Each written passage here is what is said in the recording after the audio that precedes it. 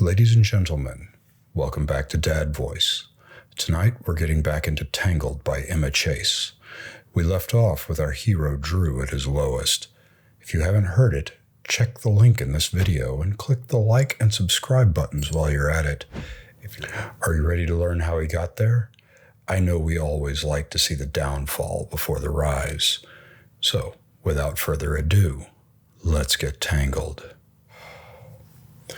4 months earlier. Fuck yeah, that's good. Yeah, I like that. See that guy? Black suit, devilishly handsome. Yeah, the guy getting the blowjob from the luscious redhead in the bathroom stall. That's me. The real me. MBF. Me before flu. Jesus, baby, I'm gonna come. Let's freeze frame here for a second. For those ladies out there who are listening, let me give you some free advice. If a guy you just met at a club calls you baby, sweetheart, angel, or any other generic endearment, don't make the mistake of thinking he's so into you he's already thinking up pet names. It's because he can't or doesn't care to remember your actual name. And no girl wants to be called by the wrong name when she's on her knees giving you head in the men's room. So just to be safe, I went with Baby. Her real name? Does it matter? Fuck, baby, I'm coming. She removes her mouth with a pop and catches like a major leaguer as I jizz in her hand.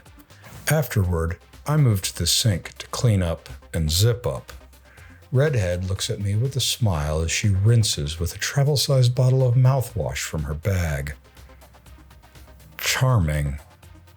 How about a drink? She asks, in what I'm sure she thinks is a sultry voice. But here's a fact for you. Once I'm done, I'm done. I'm not the kind of guy who rides the same roller coaster twice. Once is enough, and then the thrill is gone. And so is the interest.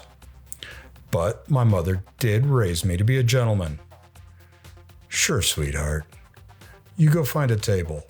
I'll get us something from the bar.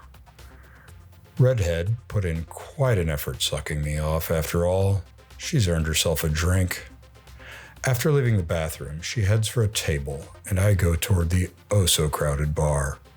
I did mention it was Saturday night, right? And this is REM. No, not R-E-M. REM, like REM sleep, as in when you dream. Get it? It's the hottest club in New York City. Well, at least tonight it is. By next week, it'll be some other club, but the location doesn't matter. The script is always the same. Every weekend, my friends and I come here together, but leave separately, and never alone. Don't look at me like that. I'm not a bad guy. I don't lie. I don't sandbag women with flowery words about a future together and love at first sight. I'm a straight shooter. I'm looking for a good time. For one night, I tell them so. That's better than 90% of the guys in here, believe me, and most of the girls in here are looking for the same thing I am.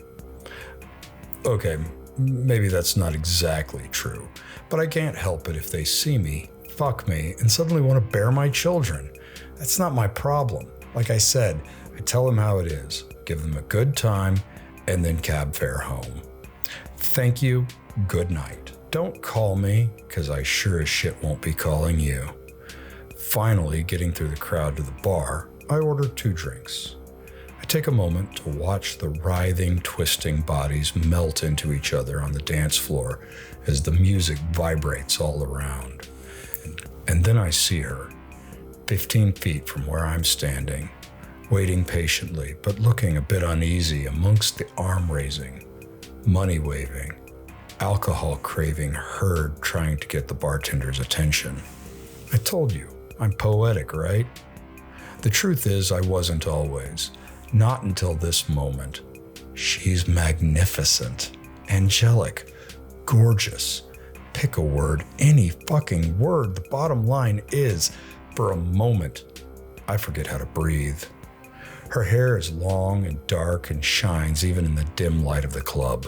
She wears a red backless dress, sexy but classy, that accentuates every perfectly toned curve. Her mouth is full and lush, with lips begging to be ravished, and her eyes, sweet fucking Christ, her eyes are large and round and endlessly dark. I imagine those eyes looking up at me as she takes my cock into her hot little mouth. The appendage in question immediately stirs to life at the thought, I have to have her.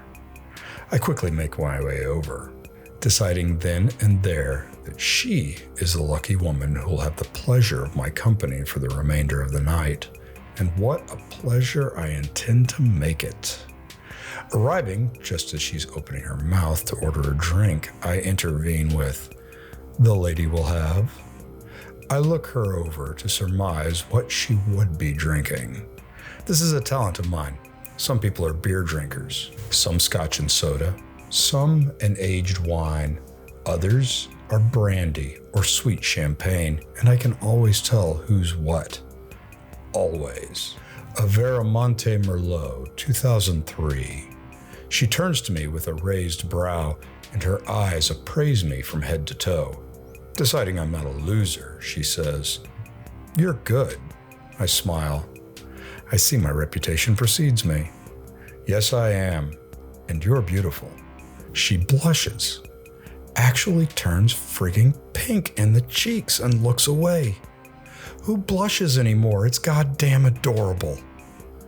"So what do you say we find a place more comfortable and private, so we can get to know each other better?" Without missing a beat, she says, "I'm here with friends. We're celebrating. I don't usually come to places like this." "What are we celebrating?" "I just got my MBA and start a new job on Monday." "Really? What a coincidence. I'm a finance guy myself. Maybe you've heard of my firm. Evans, Reinhardt, and Fisher. We're the hottest boutique investment bank in the city." So I'm sure she's duly impressed. Let's just pause here again, shall we? Did you see the rounding of this gorgeous woman's mouth when I told her where I'm employed? Did you see the widening of her eyes? That should have told me something. But I didn't notice at the time. I was too busy checking out her tits. They're perfect, by the way. Smaller than I usually go for. No more than a handful. But as far as I'm concerned, a handful's all you need. My point is, remember that look of surprise. That will make sense later on. Now, back to the conversation. We have so much in common, I say. We're both in business. We both like a good read. I think we owe it to ourselves to see where this could go tonight. She laughs. It's a magical sound. Now, I should explain one thing here. With any other woman, on any other night, I'd be in a cab by now, with my hand up her dress and my mouth making her moan. No questions. For me, this is working for it, and strangely enough, it's kind of a turn on. "I'm Drew, by the way." I hold out my hand. "And you are?" She holds up her hand. "Engaged?" Undeterred, I take her hand and kiss her knuckle, grazing it ever so slightly with my tongue. I see my reluctant beauty try to suppress a shiver, and I know, despite her words, I'm getting to her. See, I'm not the type who really listens to what people say. I look at how they say it.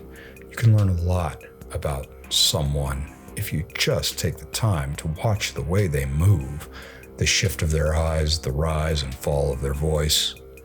Doe eyes may be telling me no, but her body is screaming, yes, yes, fuck me on the bar. In the span of 3 minutes, she's told me why she's here, what she does for a living, and allowed me to fondle her hand. Those are not the actions of a woman who is not interested. Those are the actions of a woman who does not want to be interested. And I can definitely work with that. I'm about to comment on her engagement ring. The diamond is so small that even on close inspection, it can't be located. But I don't want to offend her. She said she just graduated. I have friends who had to put themselves through business school, and the loans can be crushing. So I go for a different tactic. Honesty. Even better. You don't do places like this. I don't do relationships. We're a perfect fit. We should explore this connection further, don't you think? She laughs again and our drinks arrive. She picks hers up. Thank you for the drink. I should be getting back to my friends now. It's been a pleasure. I give her a wicked smile. Baby, if you let me take you out of here, I'll give the word pleasure a whole new meaning. She shakes her head with a smile, as if she's indulging a petulant child. Then, she calls over her shoulder as she walks away. Have a good night, Mr. Evans. Like I said, I'm typically an observant man. Sherlock Holmes and I, we could hang out. But I'm so enraptured by the view of that sweet ass, I miss it at first. Did you notice? Did you catch the little detail that passed me by? That's right, she called me Mr. Evans. But I never told her my last name. Remember that too. For the moment, I let the dark-haired mystery woman retreat. I intend to give her some slack, then reel her in. Hook, line, and sinker. I plan to pursue her the rest of the night if I have to. She's just that frigging hot. But then Redhead, yep, the one from the men's room, finds me. There you are. I thought I lost you. She pushes her body up against my side, rubs my arm intimately. How about we go to my place? It's just around the corner. Thanks, but no thanks. Redhead has quickly become a fading memory. My sights are set on better, more intriguing prospects. I'm about to tell her so when another redhead appears beside her. This is my sister Mandy. I told her all about you. She thought the three of us could, have a good time. I turn my gaze on Redhead's sister. Her twin, actually. And just like that, my plans change. I know. I said I don't ride the same coaster twice. But twin coasters? Let me tell you, no man would pass up a ride like that. Don't miss Chapter 2 here to the right, where the chase really begins. Or go back to the beginning with the whole playlist to your left. Drop a comment below. How do you think she's going to turn Drew's life upside down? And hit subscribe and turn on notifications so you don't miss a single twist in this steamy, hilarious ride. Thanks for watching, and I'll catch you in the next chapter.